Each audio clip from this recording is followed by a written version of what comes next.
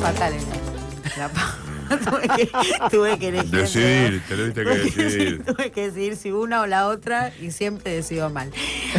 Esta semana estalla el Congreso. Digo, ¿se le termina todo al gobierno en el Congreso? No digamos que se le termina todo, pero puede ser que termine mucho más complicado todavía, porque hay chances de que se produzcan 2 sesiones al hilo, una en diputados y otra en senadores. Hay que ver si Martín Menem efectivamente se allana al pedido formal de los diputados opositores. ¿Tiene posibilidad de desoír? No debería desoír. Lo que pasa es que siempre alguna argucia legal. A mí ya no me sorprende nada en el mundo libertario. A ver, con la firma de los peronistas, los pichetistas, los radicales de Manes y los Lilitos, se pidió formalmente una sesión para este miércoles a las 12, en la cual se deben tratar los proyectos de los gobernadores, la reforma de la Comisión Libra y una serie de leyes que por supuesto perjudican al gobierno o que atentan contra su resultado fiscal, lo que ya sabemos, la cantinela de siempre. Uno supone que con esos 4 espacios políticos estaría garantizado el quórum, porque si suma a los integrantes de esos 4 bloques, da 131, si hay presencia completa de cada uno de esos bloques, y encima a eso debería añadirse la posibilidad de que se agreguen los 3 diputados de Jaldo, que ahora está en unidad con Mansur a nivel electoral, y algunos diputados de las provincias que están calientes con los cierres de listas. Entonces ahí debería sobrarle el quórum a la oposición para tramitar estos proyectos, darle la sanción definitiva al de los gobernadores, o no, se verá si talla ese proyecto alternativo que metió por la ventana Javier Milei, como yo conté la semana pasada acá, para quebrar el bloque de los gobernadores. Veremos qué pasa. Ahora, otra pelea muy importante es la que se puede llegar a producir en el Senado de la Nación con los proyectos del Garraham y de las universidades que tuvieron media sanción en la Cámara de Diputados, que Mayans de Prepo pretendió dictaminar la semana pasada en las comisiones de Salud, que la preside Corpachi, y Educación, que la preside Guado de Pedro, pero le faltaba la pata de presupuesto, que es presidida por Ezequiel Atauche. Ezequiel Atauche mandó una notita para trabar el tratamiento, pero los aliados del peronismo, ahora son del peronismo y no de Milei en el Senado, que son Guadalupe Taliaferri, Martín Lustó y el senador Pablo Blanco, le hicieron saber a Atauche que si no convocaba a la comisión con fecha y hora, ellos que armaban como armaron la vez pasada. Iban a autoconvocarse, o por lo menos no iban a trabar la autoconvocatoria del peronismo. Entonces Atauche convocó para mañana martes a las comisiones en el Senado para estos 2 proyectos. Y si el peronismo lograra persuadir a los radicales, a los ofendidos de acá o los ofendidos de allá, y cosechara 2/3, podría tratar el mismo jueves o el miércoles en una sesión estos 2 proyectos. Es una empresa difícil, es una tarea muy difícil, porque tenés que juntar 48 sobre 72. Digamos, en el arranque, porque son formalmente 72 los senadores. Y en caso de que junten los 48, ya está. Convertís en ley el incremento de guita para el Garrahan y otros hospitales por la emergencia sanitaria en pediatría. Y después el aumento universitario. Claro, Milei va a vetar, se supone, pero más allá de eso sería un golpazo para el gobierno. ¿Por qué se apuran los legisladores a tratar ahora? Porque el 27 de agosto arranca formalmente la campaña y va a ser muy difícil retener a los legisladores en Buenos Aires, y al mismo tiempo, ganen o pierdan esta tenida contra el oficialismo esta semana, suponen que si ganan es un palazo a Milei y un atentado a su resultadismo fiscal, y si pierde es un punto a criticar en la campaña electoral, porque político, dicen, claro, el veto le sume un costo político. el veto o mandar a los legisladores a no votar. Claro. Hablando de lo que se trataría el jueves, en función de lo que decía Pablo, estamos nada más y nada menos que viendo la posibilidad de que se rechacen los vetos. Esto es también lo sustantivo que tiene la sesión del jueves que viene, digamos. Allí están puestas la mirada en la emergencia económica Bahía Blanca, la moratoria que tiene menos votos, digamos. Miércoles, Fabi. El miércoles 20, sí, claro. La moratoria a las 12 horas, la moratoria, el aumento a los bonos, y también, por supuesto, el sector de discapacidad. Con lo cual, vamos a tener otro miércoles de lo que te acostumbramos tener, seguramente, en una sesión que será larga, y en la cual, por ejemplo, para contar, también estaba el tema de del uso horario, que es una preocupación muy grande de Julio Cobos. No es una pavada eso. No, claro, la ¿Cambiamos posibilidad... el reloj?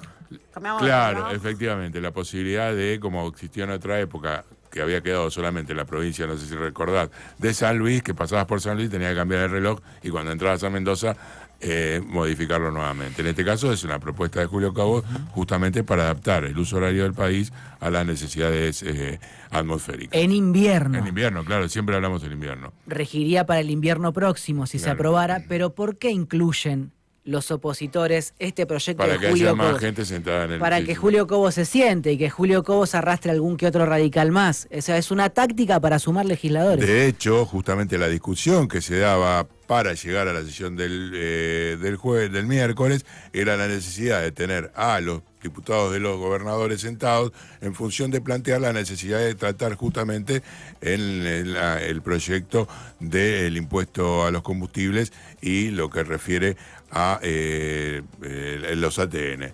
Y en ese sentido, lo que había planteado en un primer lugar algún sector del peronismo era, bueno, no arriesgarnos si no tenemos efectivamente los 2/3 para convalidar las leyes e ir contra el veto. Porque la duda, digámoslo, todavía está. Y en ese sentido era tirarse directamente a la pileta en función de lo que pueda acontecer. Una semana, como decimos, política, económica, como vos lo venías diciendo, y vuelvo a poner el tema, ¿no? Una campaña electoral. Una semana muy especial. Sí, una semana muy especial. Inusual. Clave. Caliente. No, pero me interesaba tomar algún par de cositas con respecto al cierre de listas que me parecían bastante interesantes. Uy, se quedó con ganas de cierre de listas. Bueno. Sí, me quedé pero con algunas perlitas. Traeme por una ejemplo, novedad, Wallman, porque te pego. O sea, ya que metiste esto por la ventana, No, si no pero decís si es algo perlita, está superador. no sé si está enterada que, por ejemplo, el GEN en la provincia de Buenos Aires. Sí, va con una y en Ciudad de Buenos Aires. Bueno, lo dice todo el mundo. Todo el mundo está diciendo eso. Está bien, bueno, está eso, bien. Brigada Cola. No, Tronco. Brigada Cola no. Tronco, bueno, Tronco es. Brigada Tuve una Cola, personal con el señor Casito, Tronco, porque en un momento le quise poner a un programa, a un canal de YouTube, como me había dicho Adorni, que estaba harto de mí. Ajá. Y el chabón directamente me amenazó. ¿Tronco lo amenazó a usted? Sí. Y es candidato. Porque yo tengo un canal con ese nombre, así que bajate si no te voy a hacer. ¿Vos te ibas a poner Tronco? No te puedes llamar Tronco porque Tronco no, harto. Yo pensé que Tronco era el asistente de piso, porque escuchaba que le pedí Tronco, poneme el gráfico, Tronco no sé qué. Yo pensé que era el asistente de producción. No, lo que sí voy a traer acá es, que me parece sí que es interesante, que hoy a la mañana salió un decretazo. ¿Cuál?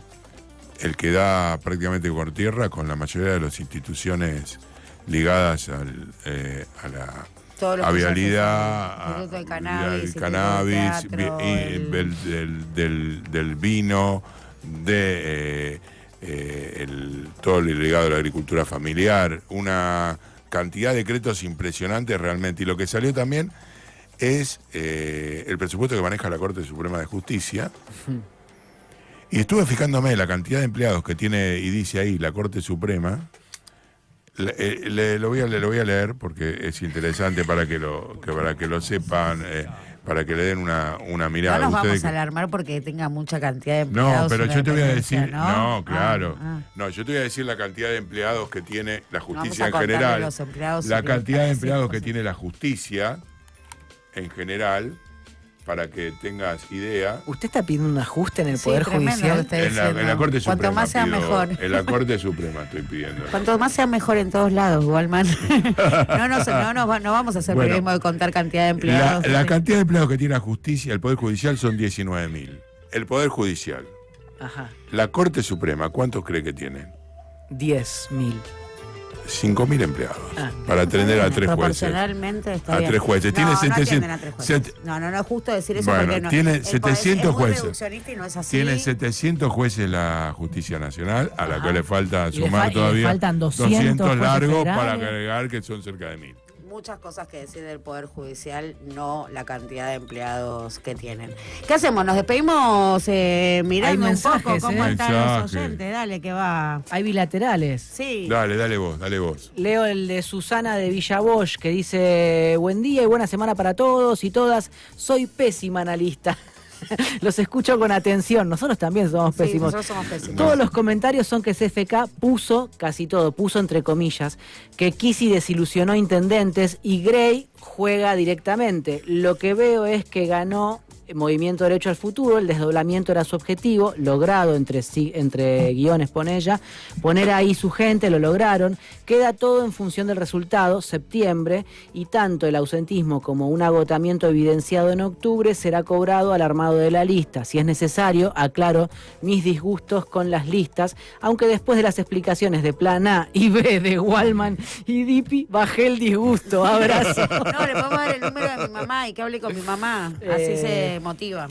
Yo comparto bastante de lo que dice Susana respecto de su lectura acerca de qué análisis proliferaron, que Cristina puso, que Kicillof perdió, que fulano mengano y que septiembre y octubre. Para mí, septiembre va a ser una elección, octubre, en base a septiembre, va a tener tal vez otro resultado. Y sobre todo mirar cuál es el proceso político y económico que va por encima de la coyuntura electoral. Entonces voy yo al plenario. Dale, sí. ¿Dónde habíamos dejado? Y a las 9...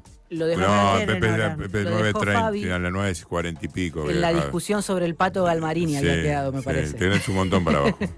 A ver, ¿dónde está? Asamblea Legislativa, ya está Carlos Ulmente. Gualberto, buen día, gente. Más está cocinado al horno después del fracaso económico del 23. Aporta Gualberto. Carlos Esteban dice: lo demás ha coincidido con Luciana. Esto ya lo habíamos leído, que lo votó en el 23 porque sabía lo que era Milei, pero iba a ser un triunfo sin festejo. Ya lo habíamos leído. Pau dice: disculpen mi ignorancia. ¿El Pato Galmarini dirigente de qué? Bueno, ahí era una discusión, ¿no? Si es dirigente o no del peronismo. Patricia dice: Gualberto de Marco, pero le habla a Gualberto, ¿no? Pero no se puede medir el resultado del año sin incluir el acuerdo con el FMI de Alberto y Guzmán. Ojo, no lo defiendo a Massa, lo que digo es que no se puede ser tan simplista. Bueno, un poco eso rompemos, ¿no? Las linealidades. Agrega, aunque entiendo que la sociedad argentina no conecta un punto con otro. Bueno, en realidad la desconexión, ¿no? Y los armados discursivos performáticos creo que es un problema del mundo occidental sobre todo. Dice Pau: Galmarini es un viejo dirigente del PJ, padre de Malena. Le repone a Patricia, ¿no? A Pau.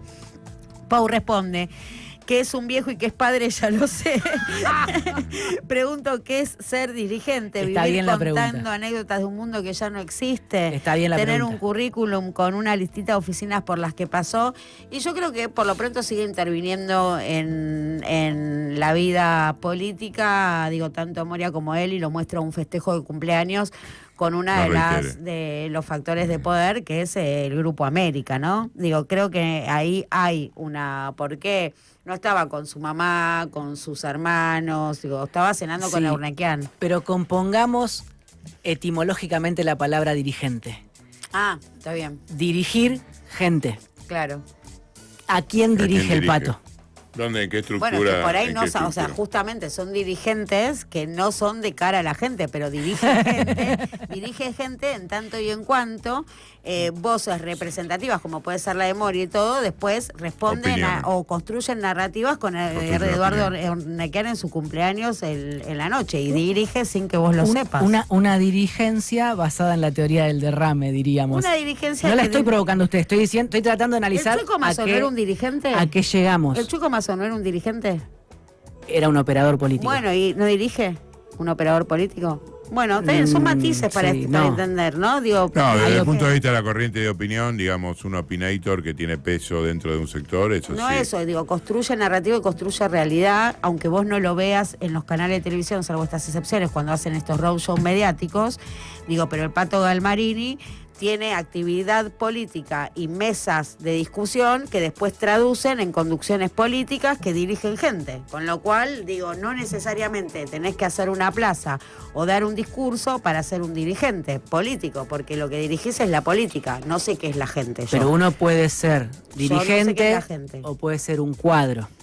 O puede ser un operador. Puede Digo, ser, claro. Me parece que hay palabras a distinguir. Interesantes sí. para sí. En todo caso, no estoy en contra suya, estoy tratando de pensar. No es un dirigente en términos estrictos de lo que entendemos como dirigente. Claro. Es interesante la discusión sobre esa sutileza o esos matices que tienen los significantes. Dice Carlos, estaría bueno que inviten a Máximo, creo que sería un gran intercambio y aclararía muchas cosas que la derecha y algunos medios se encargan de oscurecer. Podríamos decirle a Máximo y a Federico Basualdo que vengan y directamente hablen con Di Pierri. Porque no es necesario que esté yo en esa discusión. Porque usted está de ¿Para qué voy a acuerdo? estar yo? No saque conclusiones. Deje la conclusión. Pero me tiró al medio del barro a mí y yo no entiendo por qué. Yo, por supuesto, que encantado entrevistaría a ambos o a quien fuere, no tengo problema. Di Pierri quiere, yo no. Bueno, a Máximo una vez lo entrevisté con mucho gusto, sí. Puedo volver a muy entrevistarlo. interesante, hizo mucho ruido, generó muchos celos en la comunidad periodística esa entrevista. Me acuerdo. Muchos celos, Me acuerdo. ¿Se puede ser considerado dirigente si nadie se alinea con tus opiniones? Bueno, No, hay que la ver gente. cómo se alinean las opiniones. ¿Qué es la gente? ¿Dónde se alinean las opiniones? ¿A partir de qué narrativas? Lucho dice, buen día, Luciana, Pablo, Fabián y gente de FM La Patriada. Una alegría enorme verles a los tres. Bueno, si hay algo, mi hermana Wallman, es la tos. Es Desde hace un como 2 concepto, meses. igualmente, me Está- siento muy honrado de Sí, compartir. como 2 meses, igual que vos. Venís hace un montón con esa tos. Sí, es una tos Buena orgánica. semana para todos. Una tos orgánica que responde Voy más al rápido, discurso. porque no quiero dejar a nadie afuera y aparte pues está muy interesante el intercambio, porque Patricia Sí, le dice muchas a cosas Pau, piolas, sí. el peronismo es lo que es un rejunte. Baigorrita dice, ¿puedo pedir música? La canción No les creo de la banda 1915. Pau responde, muy chiquito caracterizar al peronismo como un rejunte. Se picó, Se enojó. Andrés Martínez. Andrés Martínez. Qué difícil seducir el voto joven con Tayana. En el acto de Cristina en Racing habló y se durmieron todos. Me gustó la nota de Martín Granoski en Buenos Aires 12, el suplemento de Página 12, donde cuenta que ya le decían el canciller a Tayana en el penal de Rawson. Cuando Estuvieron detenidos sí. los mirá. militantes guerrilleros argentinos, y ya ahí le decían el canciller porque podía hablar con todas las tribus. Claro, Bueno, un atributo que después facturó como efectivamente ministro de Relaciones Exteriores. sí, por supuesto, el ministro de Defensa. Ahí arrancó su carrera. Darío dice, el análisis contrafáctico está muy bien, pero si el elegido para conducir traiciona o no está a la altura, ¿y qué querés? Darío desde Neuquén se los quiere, dice Darío. Abrazo. Jorge suma, última y no jodo más, nada, nunca se jode. Pregunta pelotuda del día, ¿para qué sirve un banco privado? ¿Para qué necesita la patria un banquero? ¿Alguna vez un banquero puso un peso en la mesa? Heller, no es con vos. Bueno, ¿cómo se transformó el sistema, las entidades financieras a partir justamente de la ley de Martínez II del 14 de febrero de 1977?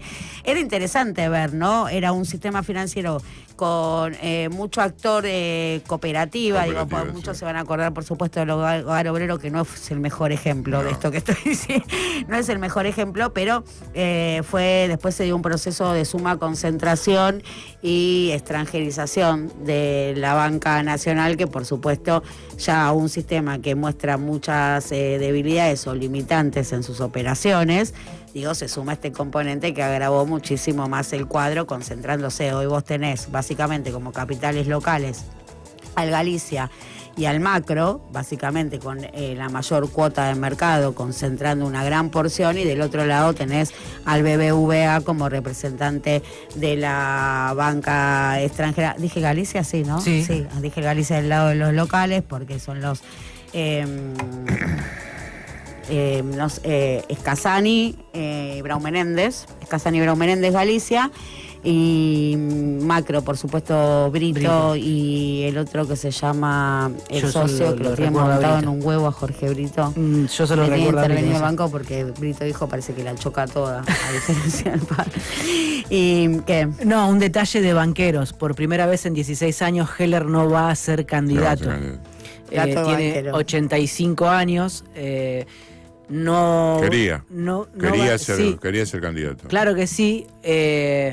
Independientemente de las consideraciones que haya sobre él, yo no estoy en contra. Está muy bien de pelo, Heller. Yo no estoy en contra. No estoy en contra de los legisladores que revalidan y que llevan mucho tiempo en la Cámara. No puede ser toda la Cámara así, con pero legisladores. Pero exactamente. Le da técnica legislativa. Un tipo que sabe cómo funcionan las cosas y que justamente puede resolver quilombos. Le da terror, Di Pierri, tener que cubrir sesiones con una cámara de inexpertos, lo que puede llegar a ser para la cobertura periodística. Ya funciona. Ya funciona así. Pero bueno. Sí, la habrá extrañado a Camaño. Nos estamos pasando mucho de tiempo. Sí, quiero hacer, porque no voy a leer todos, pero bueno, déjame elegir alguno más. Bueno, porque Baigorrita dice que lo del Muro de los Lamentos no era para nosotros, sino por los comentarios del chat. Bueno, a propósito de eso, Pou menciona que salvo una mención tangencial, no hubo comentarios ni del chat ni de nosotros sobre la performance de Grabois en el cierre de listas. Grabois no solo se cuela él en la lista como candidato número 3, sino que entre los primeros 15 también mete a Fernanda Miño, que era la titular de la Subsecretaría de Integración Sociourbana. Pero por ella no pidió un cura más que Grabois. Eso es lo que escribió Berbisky ayer. Y si a Fernanda Miño se la computan a un cura, a Itaí yo se lo computo a Máximo. ¿Por qué? Porque Itaí Hackman iba cuarto en la lista del 23, y por debajo suyo iba Carla Pitiot, que es del Frente Renovador y se acaba de pelear con Sergio Massa porque no la defendió en la lista de legisladores por la ciudad. Y el sexto era Javier Andrade, que es un militante de la Cámpora que fue legislador porteño. Entonces, Itaí no es tanto el candidato de Grabois en la lista de diputados porteños, sino el de Máximo para sumar más de la Cámpora a la Cámara. Porque claro, Itaí renuncia como diputado, va a la senaduría y entra Andrade, a la diputación. Itaí tiene mandato hasta el 27, renuncia a su banca en ejercicio y por 2 años suman a otro de la Cámpora, que es Javier Andrade. 7 minutos, pasaron de las 11, ya está acá todo el equipazo de Todos en Cuero y mañana nos reencontramos a las 9 de la mañana acá, darle triple clic y venir a ver qué escribe en la pared la tribu de esta calle.